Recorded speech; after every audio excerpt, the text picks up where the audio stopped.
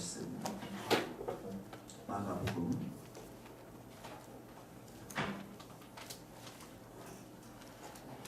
1장 1절에서부터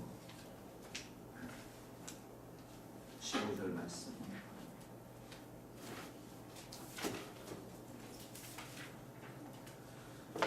마가복음 1장 1절. 하나님의 아들 예수 그리스도의 복음의 시작이라.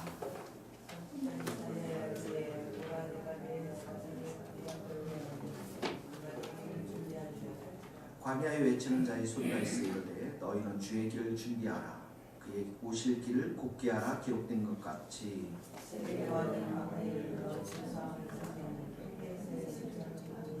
온 유대 지방과 예루살렘 사람이 다 나아가 자기 죄를 자복하고 요단강에서 그에게 세례를 받더니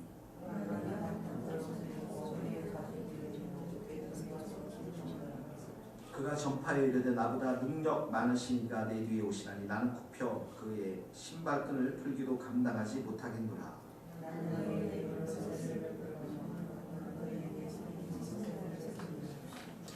그때 예수께서 갈릴리 나사렛으로부터 와서 요단강에서 요한에게 세례를 받으시고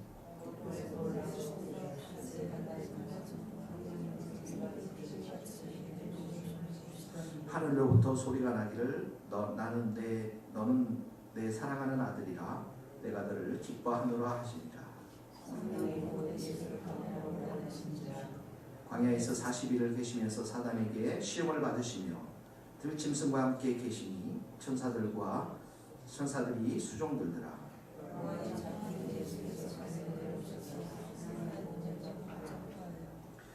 이르시되 때가 찼고 하나님의 나라가 가까이 왔으니 회개하고 복음을 믿으라 하시더라.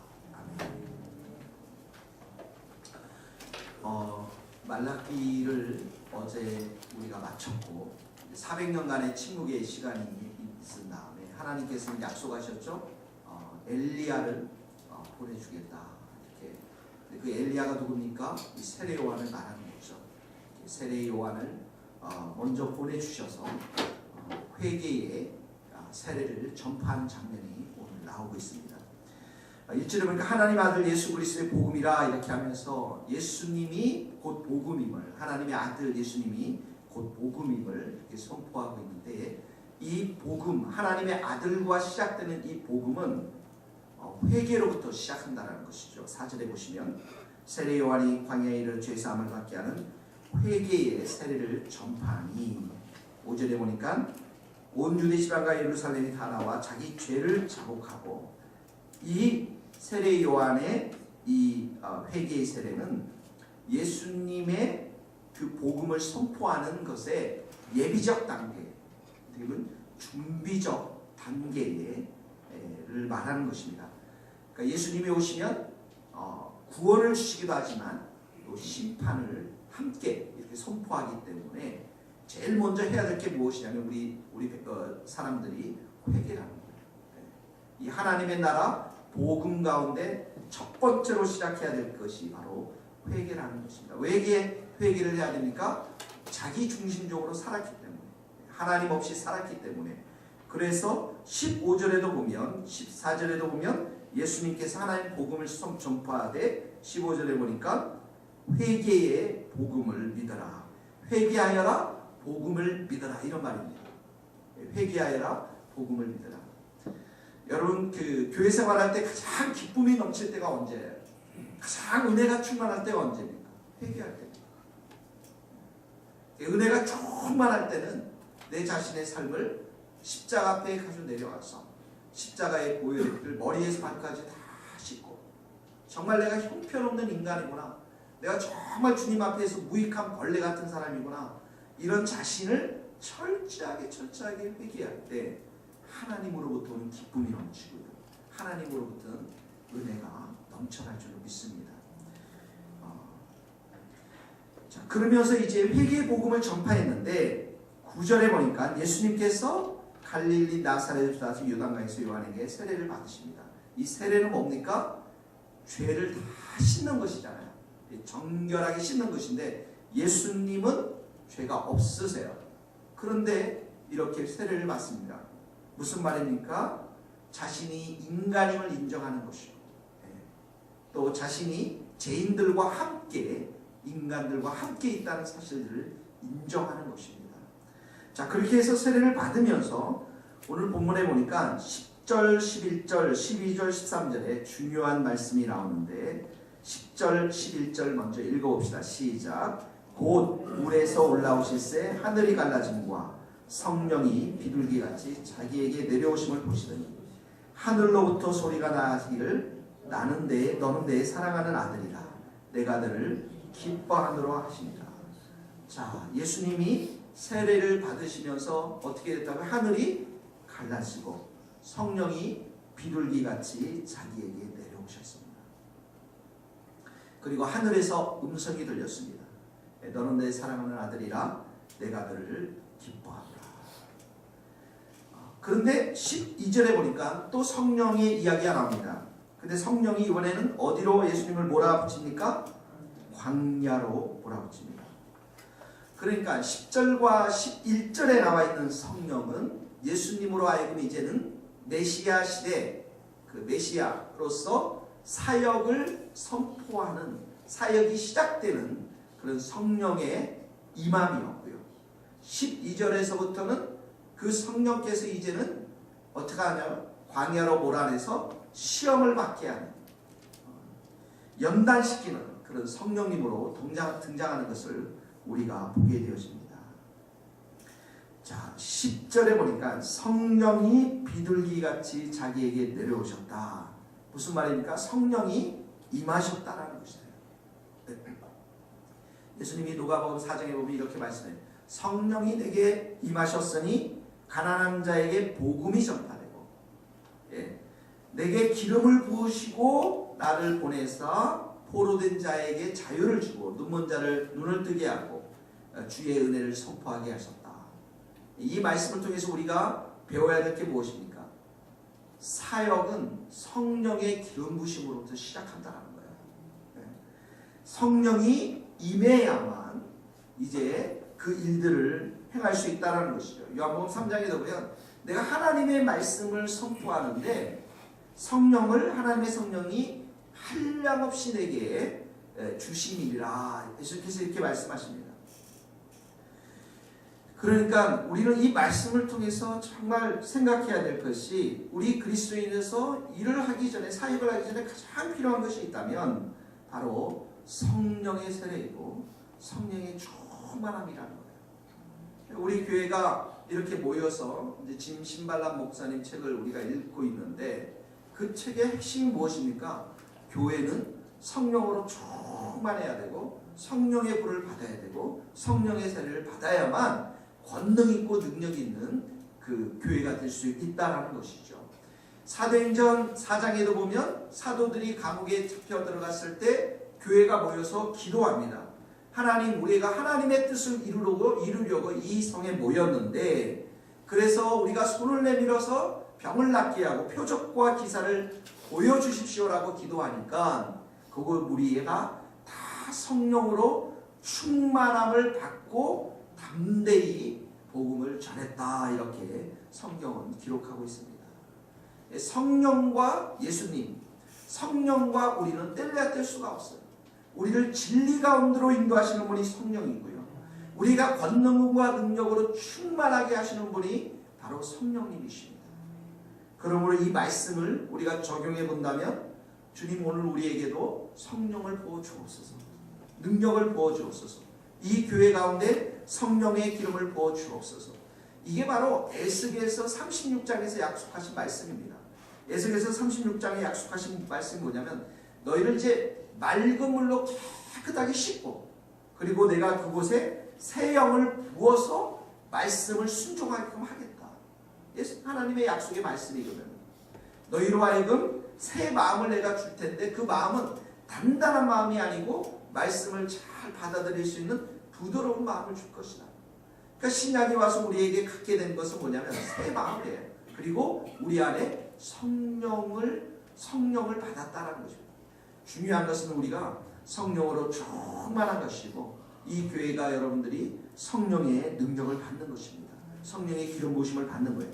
자, 성령이 비둘기같이 임하면서 11절에 보니까 뭐라고 합니까? 하늘에 하나님의 음성이 들립니다. 너는 내 사랑하는 아들이라 내가 너를 기뻐하노라. 너는 내 사랑하는 아들이라, 이런 것은 성부 하나님의 자녀, 아들로서, 하나님의 그 독생자 아들로서 정체성, 확신을 심어주는 것입니다. 여러분, 자녀에게 내가 너를 사랑한다 라고 고백하면은 자녀들이 마음의 안정감을 누립니다. 아, 부모님이 나로 하여금 수용하고 나를 받아들이는구나. 죄인된 사람들이 하나님으로부터 가장 들어야 될 가장 귀한 말씀은 뭐냐면 하나님이 우리를 사랑한다는 말입니다. 그러니까 독생자를 주셨을 때 뭐래요? 하나님이 세상을 이처럼 사랑하세요. 사랑을 고백하는 하나님의 사랑의 고백이 성경에는 가득 차 있다고. 우리가 그 사랑의 음성을 들을 때 안정감을 누리고 우리 안에 마음의 평안과 기쁨이 넘쳐나는 것이죠. 그래서 첫 번째는 내 사랑하는 아들이라 예수님께 말씀했지만 이 말씀은 동일하게 우리에게 말씀하는 거예요. 두 번째는 뭡니까? 내가 너를 어떻게 한다고요? 기뻐하노라. 주님의 사랑의 음성을 들으면 그 사랑의 음성은 우리로 하여금 이 세상을 이길 수 있는 힘이 나옵니다.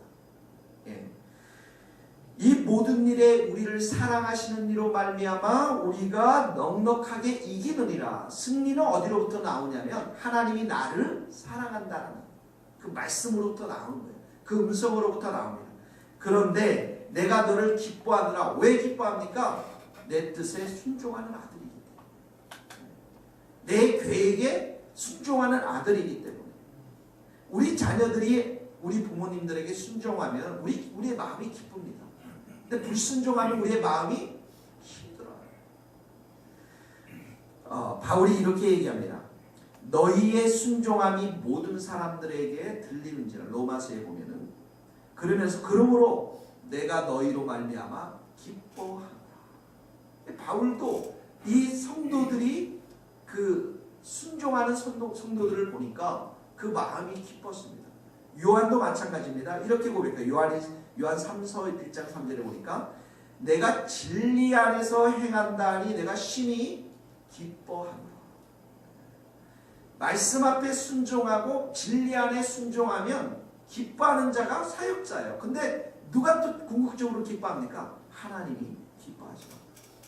하나님이 성자 예수 그리스도를 보니까 그 하나님이 하셨던 아들이 천국을 버리고 이 땅에 온 것도 순종한 모습도 너무너무 기쁨이 되고, 그리고 이제는 죄인들을 구원하기 위해서 사역을 행하고 십자가의 길을 걸어가는 그 예수님을 바라볼 때 너무 큰 기쁨이 된다.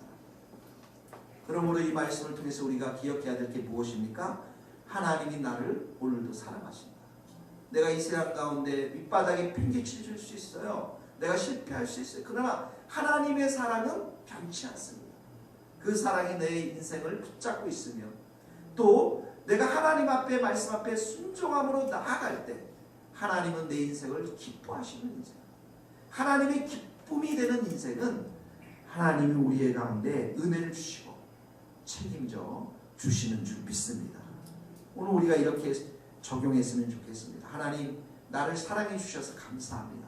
여러분 감사합니다. 고백하시고 하나님 오늘도 주님의 뜻대로 내가 순종하며 살아갈 수 있도록 하나님의 기쁨이 될 수 있도록 도와주세요. 자, 10절 11절은 우리 인생이 모두가 즐거워하는 정말 본문의 말씀인데 12절 13절 말씀은 힘들어요. 우리가 보십시오. 같이 읽겠습니다. 12절 13절 시작. 성령이 곧 예수를 광야로 몰아내신지라 광야에서 40일을 계시면서 사단에게 시험을 받으시며 들짐승과 함께 계시니 천사들이 수종돋으라. 여기에 보니까 예수님이 무슨 시험을 받으셨는지, 예수님이 그 시험을 어떻게 물리쳤는지 하나도 기록된 게 없어요. 보면은 성령 이야기 안 하고 광야로 몰아냈다는 얘기가 나오고 사단의 이야기가 나오고 시험의 이야기가 나오며 천사들의 이야기가 나옵니다. 그러니까 이 말씀을 보면 성령님은 우리에게 하늘로부터 오는 큰 축복도 길을 여시는 분이시지만 우리 인생을 성령님께서는 때로는 광야로 인도하시기도 하고 우리에게 시험을 주시기도 하신다는 거예요. 왜 이런 일들을 주십니까? 이것을 통해서 세상과 싸워서 이겨낼 수 있는 분이 바로 하나님 한 분이라는 사실들을 우리로 하여금 가르쳐 주기 위해서, 이 세상 가운데 장악하고 있는 이 사단, 이 시험을 주고 템테이션, 유혹하게 하고 이런 것들을 우리를 멸망케 하는 곳에서 성령님만이 우리에게 힘이 되시고 능력이 되신다는 사실들을 보여주기 위해서 오늘 예수님을 이렇게 관여하여 몰고 가시는 것들을 보게 되어집니다. 예수님도 이렇게 40일간의 훈련을 받으셨습니다. 그렇다면 우리는 어떡합니까? 이 고난의 시간, 훈련의 시간, 연단의 시간이 우리에게도 있다는 것이에요. 그러나 우리 이 시간들을 통해서 우리가 기억해야 될 게 무엇입니까? 성령을 통해서 이 마귀를 우리가 이겨낼 수 있고 이 사탄을 이겨낼 수 있다는 거예요. 사도행전 10장 38절에도 보면 성부 하나님께서 나사렛 예수에게 성령을 기름 붓듯 하셨음에 저가 나가서 두루 나가서 착한 일을 행하시고 마귀에게 눌린 모든 사람들을 고치셨으니, 마귀를 쫓아냈다라는 거예요. 사단을 쫓아냈다라는 거예요. 성령의 능력을 통해서 쫓아냈다라는 거예요.